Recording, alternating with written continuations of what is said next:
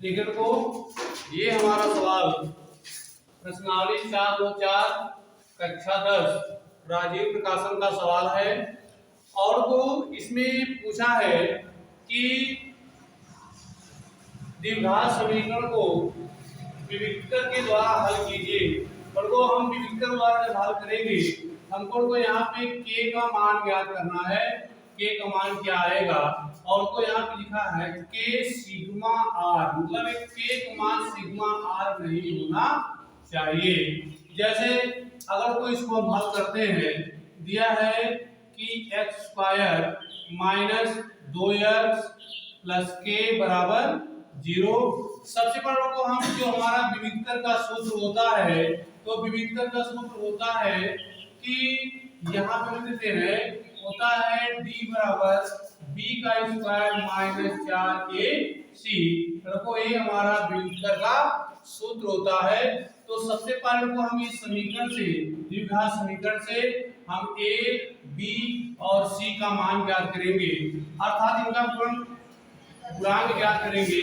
जैसे अगर हम को मानते हैं कि माना a बराबर, हमको a का मान जो है हम इससे निकालेंगे, तो यहाँ पे x गुणांक कोई नहीं है तो 1 मानेंगे तो a बराबर हो जाएगा 1 और वो b बराबर अर्थात x का गुणांक, तो x गुणांक हो जाएगा हमारा -2 अर्थात b का मान हो जाएगा -2 और c का मान जाएगा a। अब को हमको इस विविक्तर के सूत्र पे सवाल को रखना है। जैसे दिया है कि d बराबर b का स्क्वायर माइनस 4ac, दिया है d बराबर b का स्क्वायर माइनस 4ac।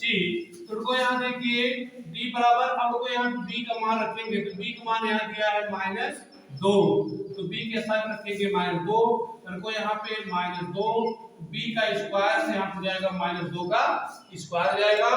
इसके बाद ये चिन्ह हमारा है माइनस का, लिखेंगे 4 गुणे a का मान यहाँ दिया है 1 और c का मान दिया है गुणे k, अर्थात c का मान क्या है गुणे k लिख देंगे। तो देखिए यहाँ हो जाएगा d बराबर 2 का स्क्वायर हो जाएगा हमारा 4, तो जब स्क्वायर है इससे हमारी जो घात है वह सम संख्या से यहाँ प्लस आ जाएगा, यहाँ लगेगा माइनस। अगर 4 से 1 गुणा करवाते हैं तो 4 का 4 और 4 से k गुणा करवाते हैं तो जाएगा 4k।